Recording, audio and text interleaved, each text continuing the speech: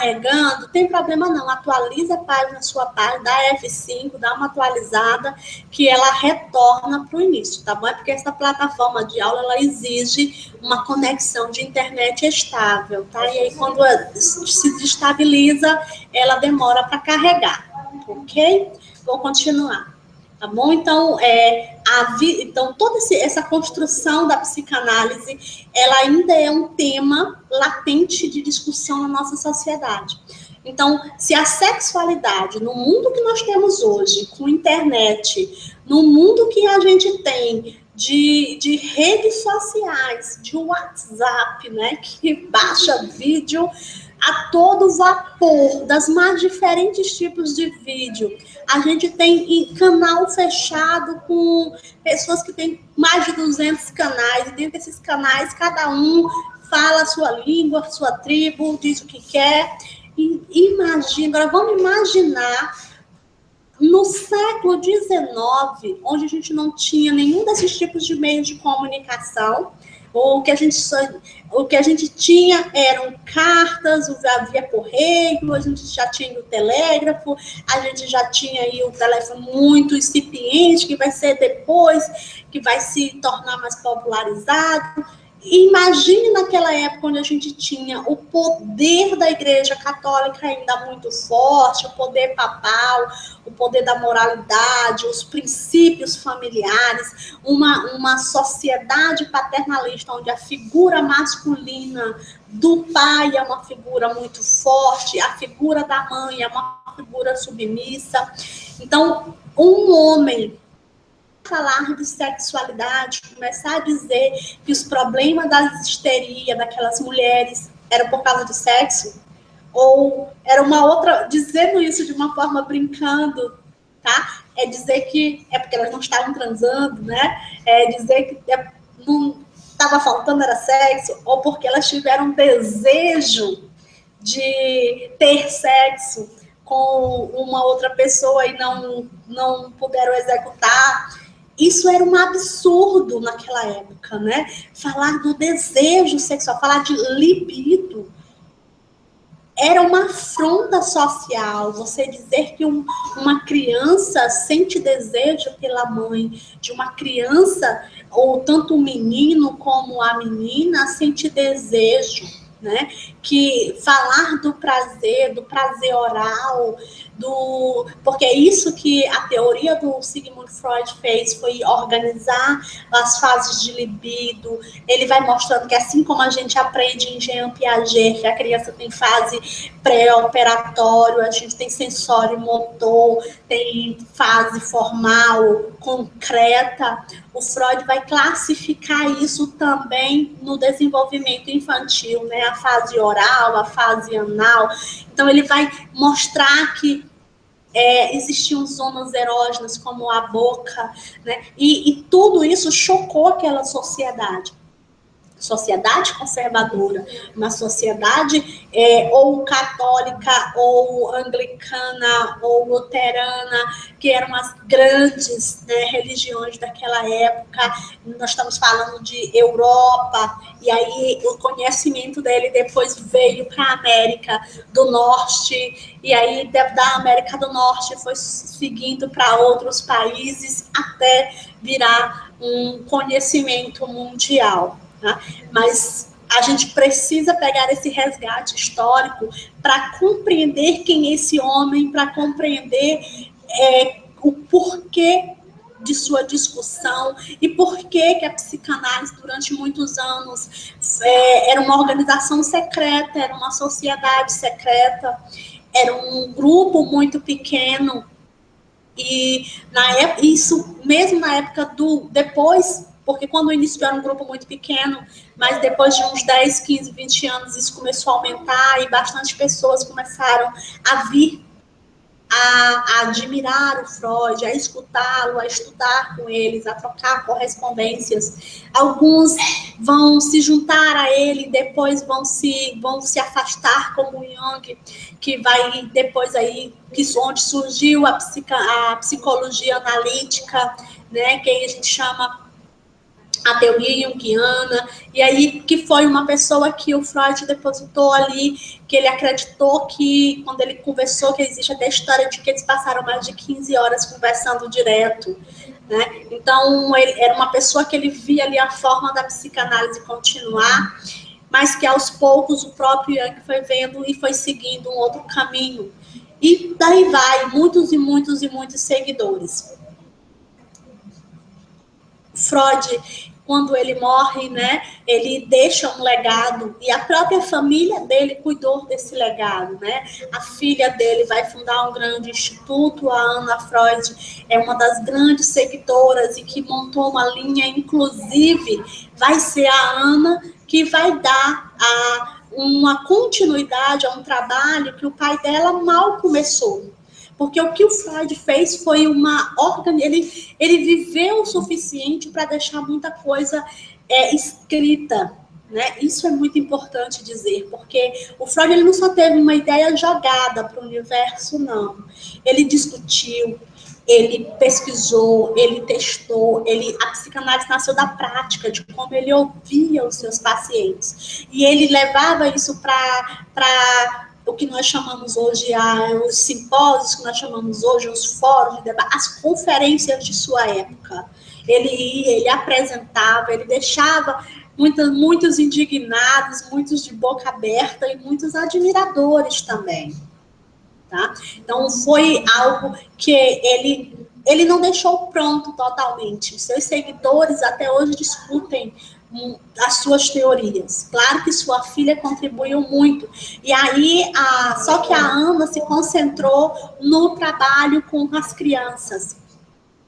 E aí o Freud não se dedicou muito ao trabalho das crianças, talvez porque ele nem teve tempo de vida, porque ele teve um câncer, ele também teve uma vida difícil, uma vida de perseguição, ele teve que se mudar várias vezes. E aí depois que o nazismo, né, também porque ele era judeu, e aí a gente sabe toda a história que o nazismo fez com os judeus, e ele como, né, vivendo naquele período, então ele foi muito, muito perseguido, ele foi muito resistente de sair de sua terra, então a pedido da Ana, ele sai de sua terra para se refugiar, para tentar se salvar, mas ainda morre antes de ver o fim do nazismo.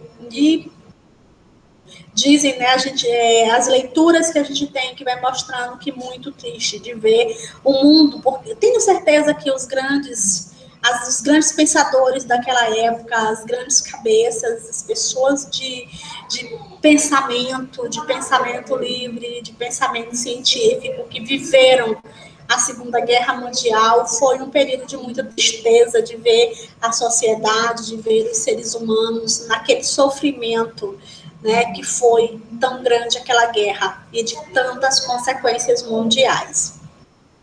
Então, nós temos que o Freud, tá? Me desculpem alguns termos, eu tenho uma pequena placa na boca e isso me dificulta a articulação de palavras principalmente estrangeiras, tá? Eu tento fazer a articulação o melhor possível, tá? Então, mas o Freud é considerado o pai da psicanálise, tá? Tudo que foi gerado da psicanálise veio de Sigmund Freud. Claro que ele trouxe conhecimento de outras pessoas, organizou, sistematizou, ele testou, vamos dizer assim, porque ele foi construindo isso com cada personagem, vamos chamar assim, porque ele transformou os estudos de caso dele em livros. E nós temos, por exemplo, casos famosos como o Anaó, como o Homem dos Ratos e muitos outros que estão nas obras completas de Freud. Vou dar a sequênciazinha aqui, tá? Aqui tem uma comparação que Freud ele é um nome hoje para o comportamento, para a sociedade, assim como Marx foi para a economia, como Charles Darwin foi para a biologia, né? Então, quem não conhece o que é o socialismo, quem não conhece o que é o marxismo, né? Então, o socialismo, a construção de um modelo que fosse oposto ao capitalismo. E aí esse modelo surgiu o comunismo. E esse modelo transformou o mundo numa bipolaridade entre capitalistas e comunistas. E Charles Darwin trouxe as grandes revoluções científicas, onde de desafiar a igreja, né, e trazer uma teoria chamada as origens das espécies, onde Charles Darwin traz a questão da hereditariedade, da genética, e são pessoas que romperam suas barreiras, né, romperam as barreiras do que é lógico de sua época, do que é provável e do que tem no filme de Charles Darwin. Tem um momento, né, que ele entra muito em contradição em alguns momentos, e ele tem a família, uma esposa muito religiosa, muito católica, né, e ele tinha que tomar decisões. Então, todas essas pessoas sofreram aquilo que de sua época, aquilo que é novo, né, aquilo que é novo. O que é novo é difícil de ser desafiado daquilo que já está, do poder que já está. Então, ali você tem um certo poder, e esse poder está sendo desafiado. Então, essas pessoas desafiaram esse modelo de poder. Então, aqui a gente trouxe aqui algumas palavras que são conhecidas dentro da psicanálise e se tornaram algo corriqueiro das nossas linguagens, né? E se a gente escuta uma pessoa de qualquer estado brasileiro, se a gente vai para fora do país, a gente escuta em qualquer outro país. Então, ou seja, a psicanálise não é algo nosso brasileiro, é algo mundial, surgido na Europa e que se alastrou por todos os continentes. Então, por mais que as pessoas não estudem, que não compreendam, ou que não façam análise, mas ela está embutida em alguma coisa, ela está embutida nos livros, nos filmes, nos documentários, nas novelas, né? Nas músicas, porque é algo do comportamento do ser humano. Então, ela surge da psicologia, tá? Mas só que ela não se torna algo da psicologia, ela se torna independente da psicologia. Então, termos como o ato falho, o complexo de Édipo, o ego, o id, que as pessoas às vezes falam sobre isso, mas elas não têm o conceito real sobre o que isso é. Mas porque elas viram repetindo, e essas palavras se tornaram muito comum na nossa sociedade, como neurose, projeção, psicose, né? A própria palavra a psicanálise, o próprio nome do Freud, né? O próprio nome do Freud se torna um grande nome. Superego, transferência e muitos outros. Eu coloquei aqui desse material de vocês têm aqui a palavrinha download, que vocês podem depois fazer o download desse material, ok? Para vocês ficarem para ler. Tem algumas informações. Aqui algumas coisas que eu já falei, tá? Sobre algumas curiosidades. A vida do Freud foi muito intensa. Tem muita coisa escrita sobre Freud. Muita coisa. Ele casou aos 26 anos, uma vida abastada, uma vida de pessoas ricas. Ele teve 6 filhos, e na época dele, né, vasectomia, camisinha, nada disso tinha muito. Então, a gente tem que as pessoas que... deixa eu me desconcentrei aqui um pouquinho, deixa eu voltar aqui.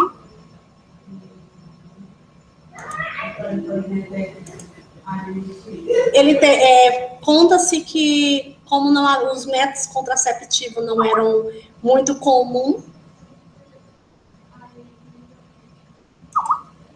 deixa eu finalizar aqui,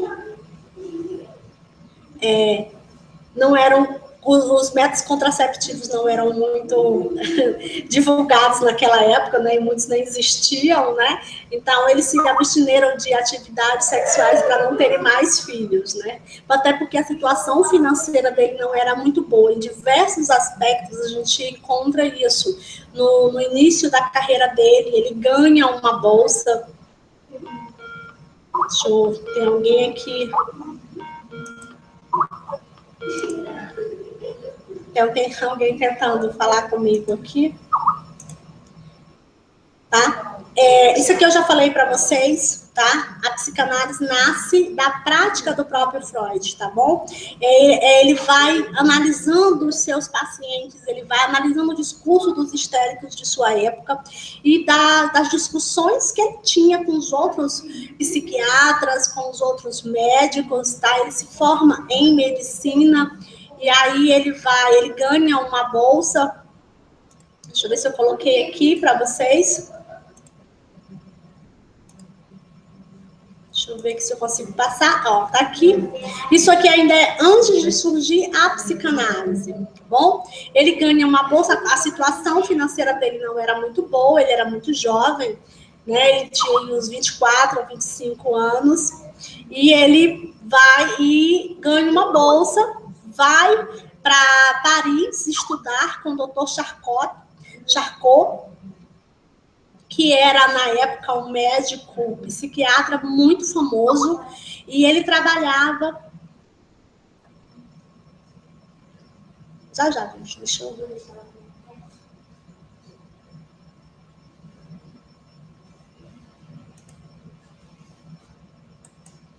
Deixa eu fechar aqui a janelinha. Ele trabalhava, Dr. Charcot era muito famoso porque ele trabalhava com pacientes histéricos, né, pessoas com sinais de loucura na psiquiatria, e isso era muito importante para ele. E o Freud, ele passou...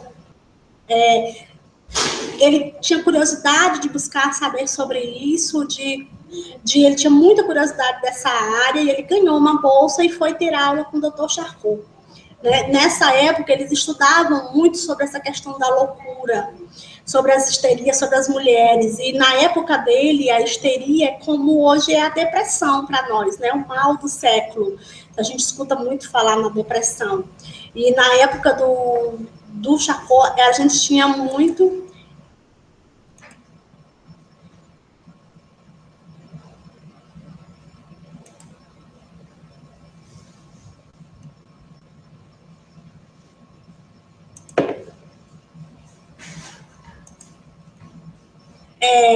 eu estou só atualizando aqui, tá? Só que tinha uma pessoa tentando entrar em contato aqui.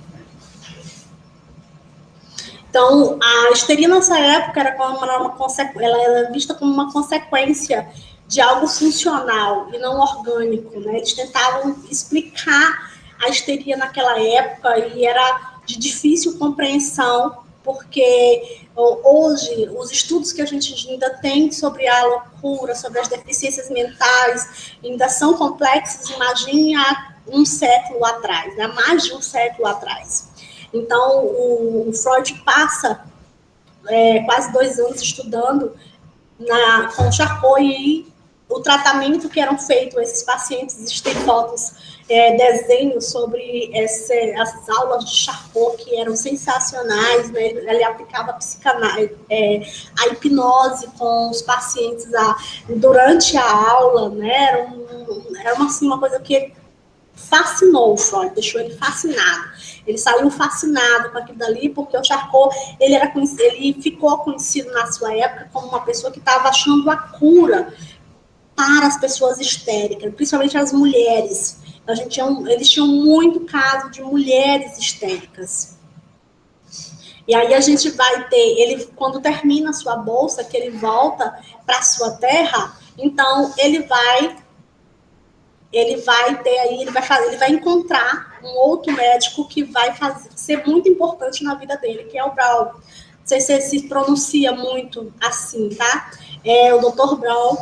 Brown, não sei direitinho como é que se pronuncia, tá? que é alemão, o nome é alemão.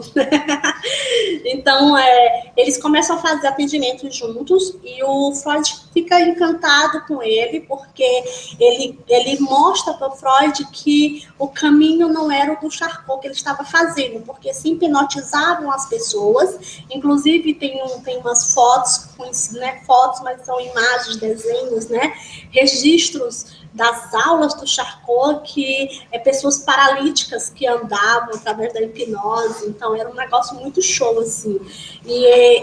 Só que o Brown, ele começou a ir para um outro caminho. Ele começou, e o Freud foi gostando desse caminho, então eles começaram uma parceria.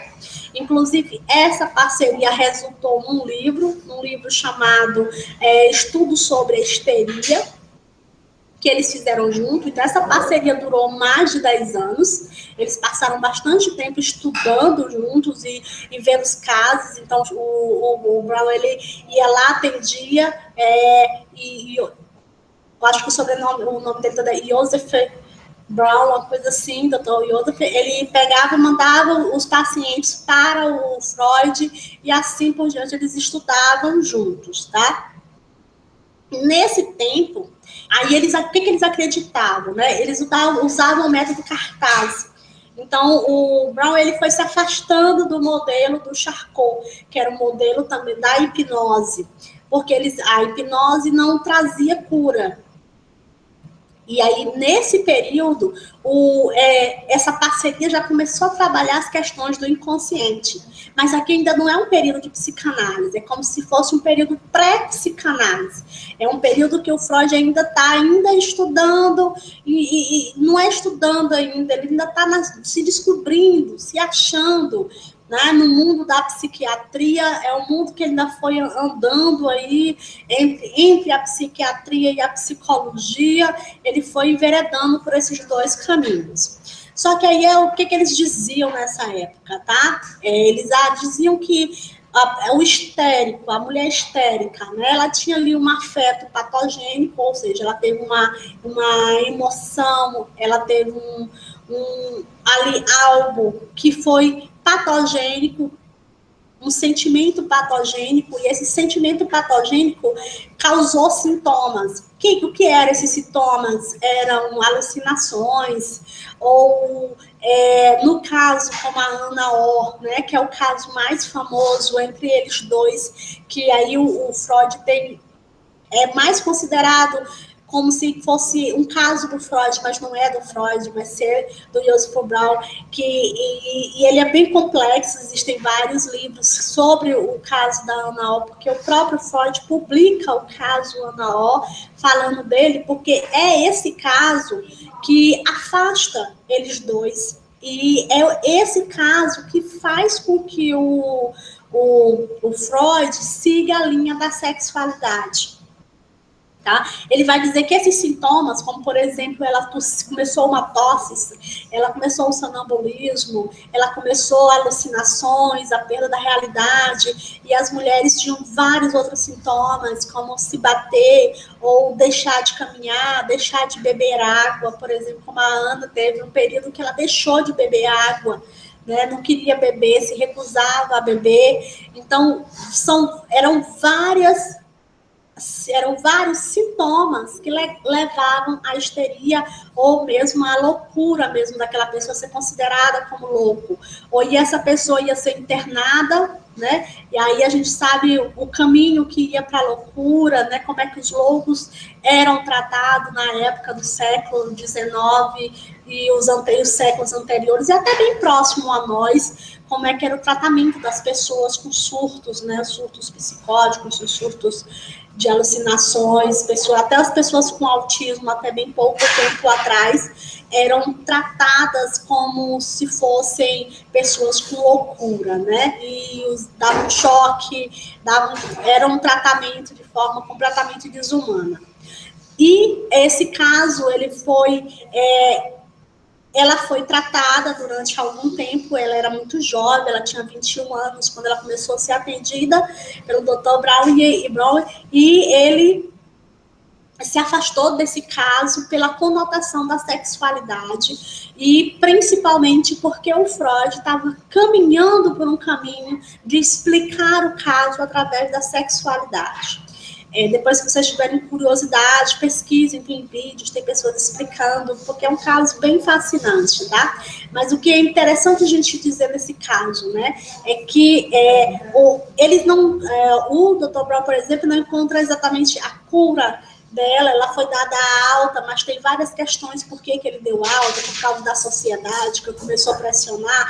Ele tinha uma certa, ele não tinha certa, não, ele tinha uma fama grande, ele atendia pessoas ricas, ela era de uma sociedade elite, então tinha todas essas questões. Então, só que a forma como o Freud encarou isso fez um rompimento total entre eles dois, e aí sim nasce a psicanálise, porque aí o Freud vai levar as explicações do inconsciente dela, das questões dela com o pai, das questões dela de transferência. É o primeiro caso onde ele vai provar que ela teve uma transferência com o Dr. Brown, que essa transferência foi importante para ela. Aí é nesse caso também que eles se afastam totalmente da hipnose e ela, Ana, começa a ajudá-los, porque foi ela que ajudou eles a ir pelo método da cura pela palavra. Inclusive, essa frase que eu achava que era uma frase dos psicanalistas, na verdade não é, né? É uma frase da paciente, é uma frase dela, né? Que não é o verdadeiro nome dela. Esse foi como ela ficou conhecida.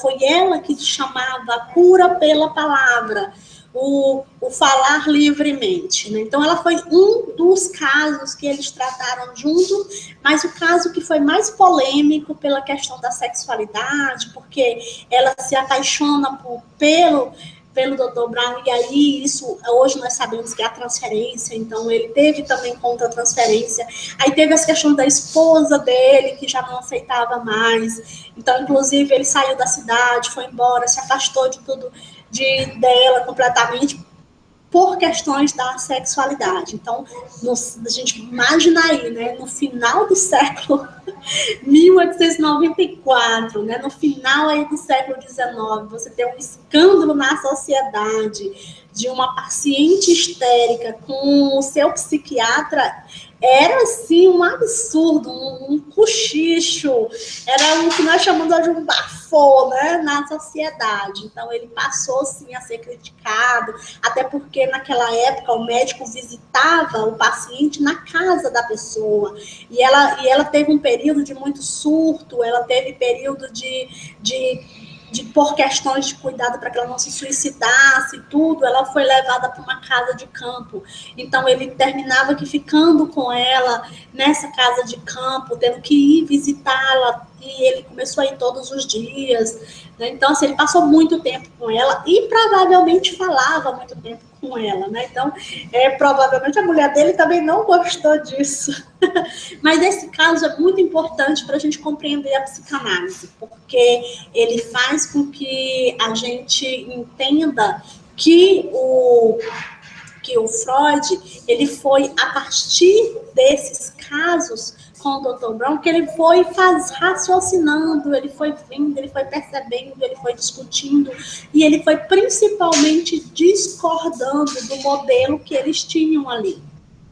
E como era algo muito polêmico, era algo para falar da sexualidade das pessoas, falar, por exemplo, que ela era virgem, ela tinha mais de 21 anos, nunca tinha casado, nunca tinha tido relações sexuais. Então, dizer para a sociedade que o problema dela era a falta ou desejo reprimido ou recalques reprimidos de desejos sexuais era algo muito polêmico daquela época. E quando o Freud começou a falar sobre isso, então toda a sociedade comportada, da sociedade religiosa daquela época, não aceitou de forma nenhuma aquelas teorias. Inclusive, o próprio corpo científico não aceitou.